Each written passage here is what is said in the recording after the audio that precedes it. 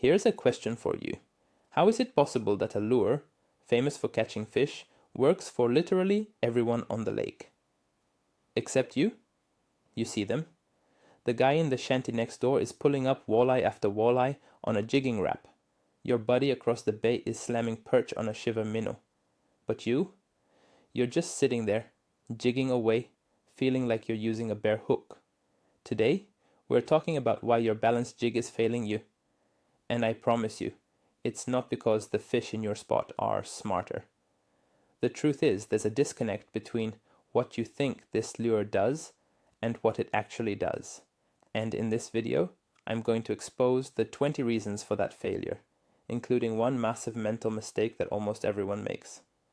So let me ask you this before we start. Do you think the color of the lure is the most important factor? Let me know in the comments, and let's see if you still think so by the end of this video. The balanced jig has been a staple in ice fishing arsenals for decades, and for good reason. It has a unique horizontal profile and a gliding action that's absolutely deadly on neutral or suspended fish. Guys have been swearing by these things since our grandfathers were on the ice. The problem is, because it's so popular, we treat it like any other jig. We buy a few, tie one on, and start jigging the same way we would with a spoon or a teardrop jig. We fall into old habits passed down through generations, or we mimic what we see on flashy TV shows. We assume that if we just keep jigging, eventually a fish will bite. But a balanced jig isn't a dumb lure. It requires a specific approach, a specific mindset. It's not about aggressive rips and constant movement. It's a game of finesse and patience. And for years, most of us have been playing the game completely wrong, wondering why we keep losing. First, let's talk about your rod. This is a mistake you make before you even drill a hole. Many anglers use a rod that's too stiff, thinking they need that power for a good hook set. But with a balanced jig, your rod is a telegraph, not a hammer. You need a rod with a fast or extra fast tip, but a softer backbone. Why? Because the entire presentation is about subtlety. That soft tip allows you to impart small, delicate twitches and hops to the lure without yanking it all over the place. It also helps you detect those incredibly light upbites, where a walleye just inhales the lure and creates slack in your line. With a stiff rod, you won't feel that at all. It's like trying to paint a detailed picture with a paint roller. You're missing all the nuance. Think about watching your rod tip. It should be an extension of your hand, a sensitive instrument that lets you feel every single thing that lure is doing 10, 20 or 50 feet below you. If your rod is a stiff club, you're fishing blind. Now let's get to the line. This one's a silent killer of lure action. A lot of guys, especially those chasing big walleye, spool up with heavy fluorocarbon or monofilament. They're afraid of breaking off on a big fish. I get it, but thick, stiff line is your enemy, with a balanced jig. Remember, this lure is designed to glide and swim in a circle on the fall. Heavy, stiff line has too much memory and resistance. It creates drag in the water and restricts that free swimming action. It acts like a leash, preventing the lure from gliding out and away from the hole. Instead of a wide, enticing circle, your lure just kind of plummets. You're better off using a lighter, high-quality fluorocarbon leader, say 6 or 8 pound test, connected to a thin braided main line. Braid has no stretch for sensitivity, and its thin diameter cuts through the water, allowing the lure to move as it was designed to. You wouldn't put monster truck tires on a sports car, so don't put anchor rope on a finesse lure. Okay, let's address the lure itself.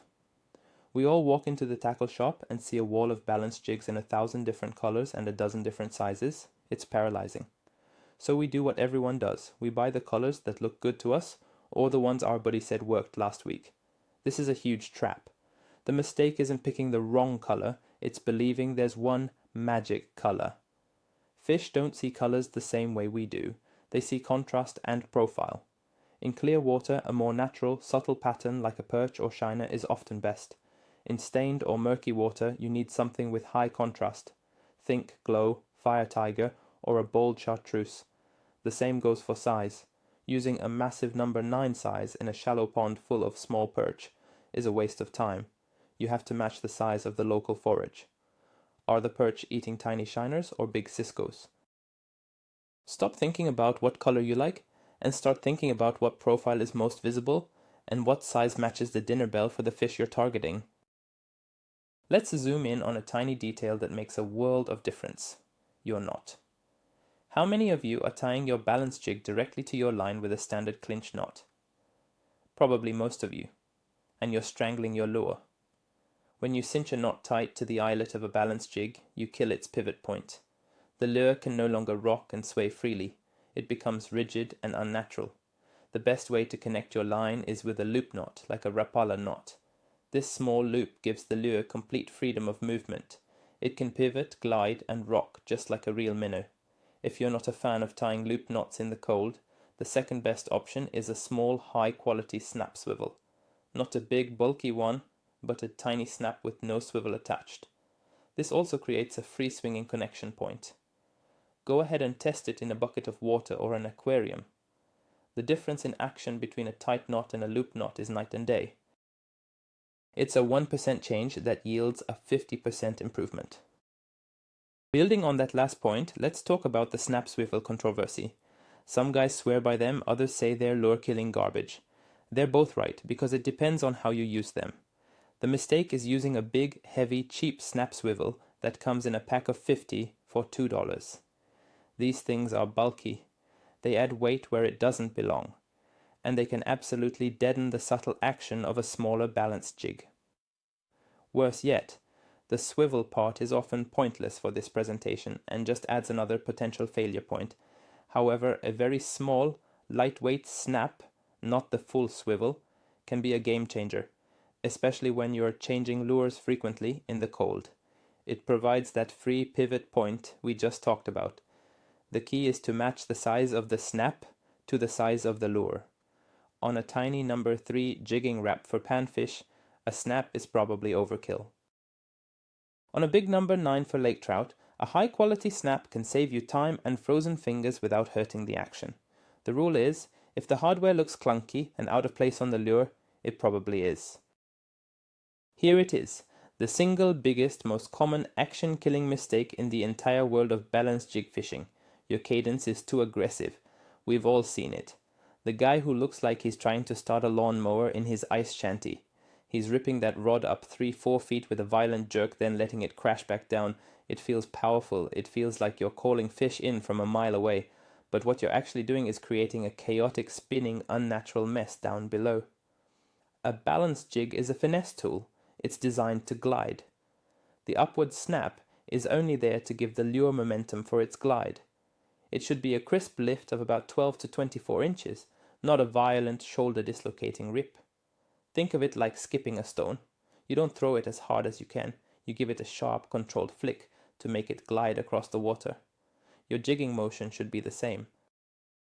A sharp but short lift, and then you get out of the way and let the lure do its work. Now for the flip side of that coin, which can be just as bad. Your cadence is too passive. This is the angler who barely moves the lure at all. They're afraid of being too aggressive, so they end up doing nothing. They'll just give the rod tiny little shakes and jiggles, maybe lifting it a few inches. This is how you'd fish a small tungsten jig for bluegills, not a balance jig for walleye. A balance jig needs that initial pop to engage its gliding wings and start its circular swimming motion. Without that initial lift, the lure just hangs there vertically. It might sway a little, but it's not doing the one thing it was designed to do: cover water and attract fish. You have to find the sweet spot. It's not a violent rip, but it's also not a timid little quiver. It's a crisp, confident snap or lift that gets the lure moving, followed by a controlled fall. You're trying to imitate a dying minnow making one last frantic dart before it dies. It's a burst of energy, not a lazy wiggle. If the snap is the most misunderstood part of the action, the pause is the most important, and most anglers have absolutely zero patience for it. The bite almost never happens when you're lifting the lure. It happens on the fall, or, more often, during the pause right after the lure settles. This is the moment the lure hangs perfectly horizontal, looking like a stunned or dying bait fish, the easiest meal possible. A predator fish that followed the lure on its glide sees this as the perfect moment to strike. But what do? We snap it, let it fall for a second, and immediately snap it again. We never give the fish a chance to commit. You need to let that lure pause for at least 3 to 5 seconds. Sometimes, for very lethargic fish, a 10 or even 15-second pause is what it takes. It feels like an eternity. It feels unnatural. But that stillness is when the magic happens. Your flasher will tell you the story. You'll see a mark rise up to your lure, and if you can resist the urge to jig, that's when you'll get hit. Let's break down what's actually supposed to be happening down there. A lot of fishermen fundamentally misunderstand the physics of a balanced jig. They think of it like a spoon, or a regular jig, which primarily works in a vertical column. You jig it up, it flutters down. A balanced jig is completely different. It's designed to work horizontally. When you snap it up and let it fall on a slack line, it doesn't just fall straight down. It swims forward and outward in a circle, gliding back to the center under your hole. The balance part of its name comes from that horizontal resting position. The jig part is almost misleading. You're not really jigging it, you're launching it. Imagine a paper airplane. You give it a sharp forward push, then let it glide. You don't just jiggle it up and down. Once you realize you're trying to make the lure swim in a large circle below you, your entire approach will change. You're not just trying to get a fish's attention directly below you, you're trying to draw in fish from 10 or 15 feet away. To build on that, let's visualize this circle of death. When you snap your rod, that lure shoots off to the side. Let's say it glides out 5 feet. Then, as the line tightens, it swings back towards the center and settles. On your next snap, if there's any twist in your line, it might glide out in a slightly different direction. Over the course of several jigging sequences, that lure is carving out a big, unpredictable circle below the ice. This is its primary power. It covers a much larger area than a simple vertical jig. This is why it's so effective for calling in fish from a distance. The mistake is not allowing this to happen. If your cadence is too fast, you interrupt the glide before it can complete its path. If your line is too heavy, you restrict the radius of that circle. Your goal is to maximize that hunting ground. Try to feel what the lure is doing. After the snap, you should feel the lure load the line as it hits the end of its glide and starts to swing back. That feeling is the key. You're not just bobbing a weight, you're piloting a glider. Let's talk about a subtle saboteur, line twist. This is a problem that compounds with every single drop. Because a balanced jig glides in a circle, it has a natural tendency to twist your line. After a few dozen snaps, your line can become so twisted that it completely ruins the lure's action. Instead of gliding smoothly, a twisted line will cause the lure to spin wildly and unnaturally on the fall. It looks like a broken toy, not a meal. Fish hate this. You'll see them come in on the flasher, take one look at that spastic spinning thing, and bolt. So how do you fix it? First, use a high-quality ball-bearing swivel, but place it a couple of feet above your leader connection, not right on the lure. This allows the main line to untwist without affecting the lure's action. Second, every so often, maybe once an hour, reel up and let your lure just hang and spin a few inches above the hole until all the twist is gone. It's a small bit of maintenance that pays huge dividends. For those of you using electronics like a flasher or a fish finder, you have a huge advantage, but you can also be led astray. A common mistake is misinterpreting what you're seeing. You mark a fish, drop your balanced jig down and start jigging aggressively right on its head. The fish either doesn't react or swims away. You assume it's not interested, but often the fish is interested. You're just being rude. Think of it from the fish's perspective. It's sitting there, and suddenly this thing comes crashing down and starts freaking out right in its face. It's intimidating. A better approach is to use the lure's gliding action to your advantage. Stop your lure a few feet above the fish. Give it 1 or 2 snaps to get the glide going. This lets the fish see the lure from a distance, see its profile, and get curious. It mimics a bait fish swimming above them. This often triggers their predatory instinct to rise up and investigate. You're inviting them to dinner, not dropping a bomb on their house. This leads to a bigger strategic error: chasing marks versus drawing them in. With electronics, it's tempting to play a video game. You see a mark on the screen, and your instinct is to drop down and chase it. You lower your lure, the fish moves, you follow it, and so on. This rarely works with a balanced jig. You should be doing the opposite. Your job is to make your lure so enticing that the fish comes to you. This is especially true for neutral or negative fish. They aren't actively feeding, but they can be triggered into a reaction strike. By using those wide, gliding circles and long pauses, you're creating a scenario that's too good to pass up. You're presenting the image of an easy wounded meal. So when you see that mark show up on the edge of your cone, resist the urge to drop down to it. Instead, stay where you are. Keep up your cadence. Let the lure do the work of calling that fish in. Make them compete for it.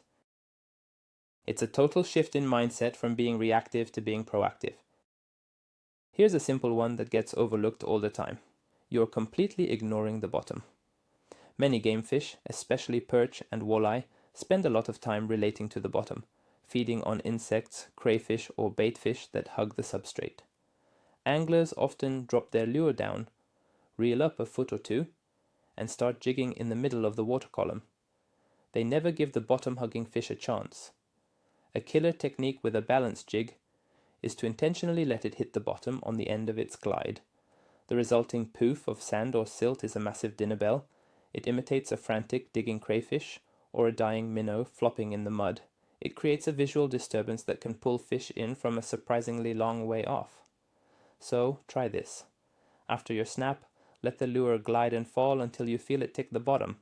Then let it sit there for a few seconds before you snap it up again, sending up another cloud of debris. You'll be amazed how many fish suddenly appear on your screen, coming in to investigate the commotion. On the opposite end of the spectrum is the mistake of ignoring suspended fish. This is especially common when targeting species like crappie or even big bait-chasing walleye. We get so locked into the idea that fish are always on the bottom that we drop our lures straight down and never even look at the upper half of the water column. A balanced jig is arguably the single best lure ever invented for targeting these suspended fish. Its horizontal profile and swimming action are perfect for cruising predators. Pay close attention to your electronics on the drop. If you see marks suspended 10 or 15 feet below the ice, stop your lure well above them. Work the lure there. Remember, predators often prefer to attack from below, using the bright surface as a backdrop to silhouette their prey. By working your lure above them, you're playing right into their natural hunting strategy. Don't assume the bottom is the only place to be. Sometimes the hottest bite is happening right under your feet. To tip or not to tip? That is the question. Tipping your balance jig with bait, like a minnow head or some maggots, can definitely increase your hookups. But the mistake lies in how you do it. The goal of tipping is to add scent and a little bit of extra visual flair, not to create a giant spinning ball of meat. A common error is to hook a huge minnow head or a whole minnow onto the bottom treble hook. This completely destroys the lure's delicate balance and gliding action. It becomes heavy, it falls like a rock, and it spins. The lure can no longer do its job. The proper way to tip is to be minimalistic. Use just the very tip of a minnow head, or even just a single maggot or two, and hook it sparingly, just through the skin, on one of the single hooks of the treble, not gobbed onto the whole thing. You want to add a suggestion of a meal, not anchor your lure to a buffet. Now for the advanced lesson, knowing when not to tip your lure with bait. This goes against everything many of us were taught. We think bait always makes things better, but that's not true, especially when fish are in a very aggressive mood. When fish are actively feeding, they are triggered by sight and motion.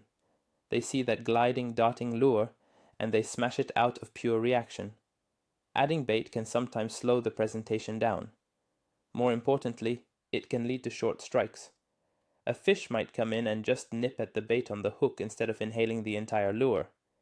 You end up with lots of hits but no fish. In these situations, a bare lure with a sharp, erratic action will often outfish a tipped one because it forces a full commitment strike. So if you're marking lots of aggressive fish that are coming in hot but not hooking up, try taking the bait off. Go clean. The results might surprise you. Sometimes the problem isn't you or your lure, it's the conditions. But the mistake is not adjusting your technique to match them. A classic example is barometric pressure. During a stable or slowly falling barometer, fish are often active and willing to chase. This is when your standard snap and glide cadence works best. But when a high pressure system moves in, a bluebird sky day after a storm, fish often become very lethargic. They hug the bottom and won't move far to eat. In these conditions, ripping a lure 3 feet off the bottom is pointless. You need to slow down, way down. Use smaller snaps, much longer pauses, and keep the lure very close to the bottom, even pounding it into the silt. You're trying to trigger a bite from a fish that doesn't want to eat. It's about recognizing what the day is giving you and adapting your presentation instead of stubbornly sticking to what worked last week. This might be a tough pill to swallow for some, but you might be fishing in the wrong spot entirely. We are creatures of habit. We go back to the spot where we caught fish last year or last month. We're fishing memories, not fish. Fish move. The bait they're feeding on moves. The spot on the spot can change from day to day, even hour to hour. A balanced jig is a fantastic search tool because of its ability to call fish in. But if there are no fish within its call range, you're wasting your time. The mistake is sitting in a dead spot for hours, changing lure colors, and blaming the jig. If you've been jigging for 30 minutes in a promising area and you haven't marked a single fish on your electronics, it's time to move. Drill more holes. Stay mobile. Don't get emotionally attached to a hole in the ice. Your balanced jig works best when you put it in front of fish. Finally, we come to the most powerful and most overlooked factor of all, your confidence, or rather your lack of it. Think about it. When you're using a lure you don't trust, how do you fish it? You fish it half-heartedly. Your cadence gets sloppy. You don't pay close attention to the pause. You're quick to change it out for an old, trusted spoon. You are subconsciously fishing in a way that proves your belief that the lure doesn't work. On the other hand, the guy next to you, who has faith in the balanced jig, is fishing it with purpose. His snaps are crisp. His pauses are deliberate. He is focused, expecting a bite on every single drop. This is the mental block that guarantees failure. You have to commit to the lure. Believe in its design. Fish it with intention for a solid hour. Pay attention to every detail we've discussed. Confidence isn't just a state of mind, it's a technique. And without it, even the best lure in the world is just a piece of painted lead. So, there you have it. 20 reasons why that balanced jig might be failing you. We've gone through everything from the rod, line, and knot, all the way to the cadence, the pause, and the critical importance of location and conditions. But the real aha moment, the biggest takeaway, is that a balanced jig isn't a vertical lure. It's a horizontal one. The moment you stop thinking about jigging and start thinking about gliding, your entire approach changes. You stop being aggressive and start being strategic. You stop spooking fish and start seducing them. This one shift in perspective can fundamentally alter your success on the ice. It's not about a magic color or a secret spot. It's about understanding the unique personality of the tool in your hands and using it the way it was designed to be used. Thank you so much for watching. If this video helped you finally understand the balance jig, hit that like button and be sure to subscribe so you don't miss our next deep dive. Now, I want to know, after hearing all this, what do you think was the single biggest mistake you were making? Drop your answer in the comments below. Let's talk about it.